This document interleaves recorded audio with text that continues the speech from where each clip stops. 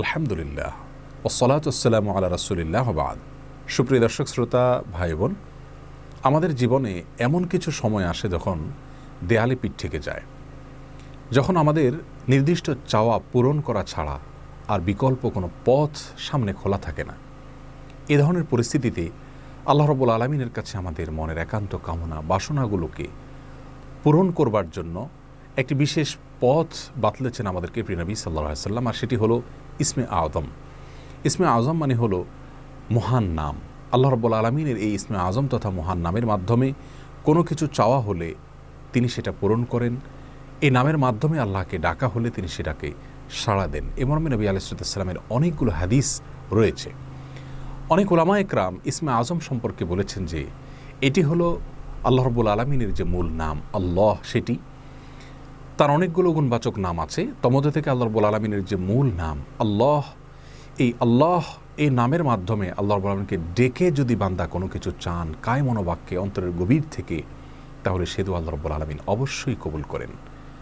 এজন্য কোনো কিছু আল্লাহ রাব্বুল আলামিনের কাছে চাওয়ার আগে যদি আল্লাহ বলে ডেকে ভালোবাসা থেকে, আস্থা থেকে, ভরসা থেকে, কায় মনোবাক্যে দীনতাহীনতার সাথে আল্লাহকে ডেকে যদি কেউ দোয়া করেন, তাহলে সে দোয়া আল্লাহ রাব্বুল আলামিন ফিরিয়ে দেন না।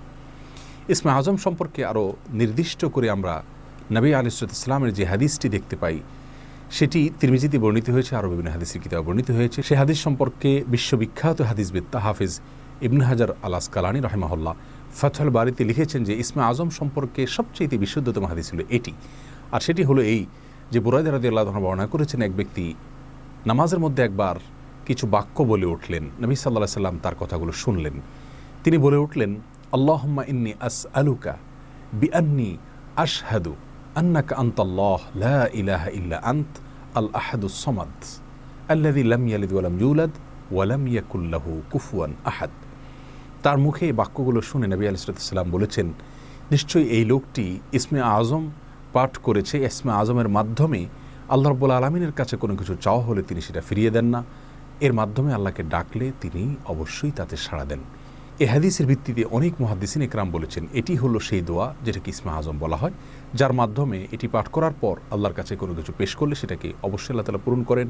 মনের যে কোনো ভালো আশা আল্লাহ তাআলা পূরণ করে থাকেন। দোয়াটি আবারও বলছি, আল্লাহুম্মা ইন্নী আসআলুকা বিআন্নী আশহাদু আন্নাকা আনতাল্লাহ লা ইলাহা ইল্লা আনত আল আহাদুস সামাদ আল্লাযী লাম ইয়ালিদ ওয়া লাম ইউলাদ ওয়া লাম ইয়াকুল লাহু কুফুয়ান আহাদ। যার অর্থ হলো, হে আল্লাহ, আমি আপনার কাছে প্রার্থনা করছি এ মর্মে যে, এই জন্য যে, এই ভিত্তিতে যে আমি সাক্ষ্য দেই আপনি আল্লাহ, আপনি ছাড়া সত্যিকারের কোনো মাবুদ নেই, আপনি কারো মুখাপেক্ষী নন, আপনি একক, এবং আপনি কাউকে জন্ম দেননি, আপনাকেও কেউ জন্ম দেয়নি, এবং আপনার সমকক্ষ আর কেউ হতে পারে না। এই বাক্যগুলো পাঠ করে আল্লাহর বড়ের কাছে কোনো চাওয়া পেশ করলে তিনি অবশ্যই সেটি পূরণ করেন। কেউ যদি অত্যন্ত সংক্ষেপে ইসমে আযমের মাধ্যমে দোয়া করতে চান, তাহলে তিনি আল্লাহ রাব্বুল আলামিনের প্রতি আন্তরিকতা, ভালোবাসা, শ্রদ্ধা, বিশ্বাস, ভক্তি এবং ভরসা রেখে আল্লাহকে ডেকে ডেকে মায়ার সাথে, মমতার সাথে আল্লাহর অনুগ্রহগুলোর কথা স্মরণ করে আল্লাহকে ডেকে ডেকে তার মনের চাওয়াগুলো পূরণ করবেন। এটা হবে ইসমে আযমের সবচাইতে ছোট ভার্সন। আর যদি কারোর হাতে সময় থাকে, তাহলে তিনি ইসমে আযমের যে দোয়াটি আমরা কথা বলেছি, আল্লাহুম্মা ইন্নী আসআলুকা বিআন্নী আশহাদু আন্নাকা আনতাল্লাহ লা ইলাহা ইল্লা আনত আল আহাদুস সামাদ আল্লাযী লাম ইয়ালিদ ওয়া লাম ইউলাদ ওয়া লাম ইয়াকুল লাহু কুফুয়ান আহাদ। এই দোয়াটা তিনি পাঠ করবেন, করে আল্লাহর কাছে তার চাওয়া পেশ করবেন। জীবনের কঠিন মুহূর্তগুলোতে বিশেষ করে এই ইসমে আযম পাঠ করে আল্লাহর বাবার কাছে দোয়া করব, সেটা অবশ্যই আল্লাহ তাআলা কবুল করবেন যদি দোয়ার মৌলিক শর্তগুলো আমরা পূরণ করে থাকি। হালাল বক্ষণ করা, কায় মনোবাক্যে দোয়া করা এবং দোয়ার ক্ষেত্রে আন্তরিকতা এবং ঐকান্তিকতা থাকা, এই বিষয়গুলোকে যদি খেয়াল করে আমরা দোয়া করি, ইনশাআল্লাহ বিইذনিল্লাহ আল্লাহ তাআলা আমাদের সে দোয়া পূরণ করবেন।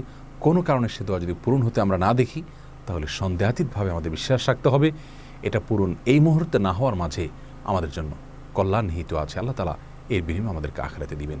এছাড়াও দোয়া ইউনুসের মাধ্যমে লা ইলাহা ইল্লা আনতা সুবহানাকা ইন্নী কুনতু মিনাজ জালিমিন, এটা পাঠ করেও যদি কেউ দোয়া করেন, তার মাধ্যমে আল্লাহর বড় দোয়া কবুল করেন। এবং হাদিস বর্ণিত হয়েছে, আল্লাহ তাআলা আমাদের সবাইকে ইসমে আযমের মাধ্যমে আল্লাহর কাছে জীবনের কঠিন মুহূর্তগুলোতে দোয়া পেশ করার তৌফিক দান করুন। আসসালামু আলাইকুম ওয়া রাহমাতুল্লাহি ওয়া বারাকাতুহু।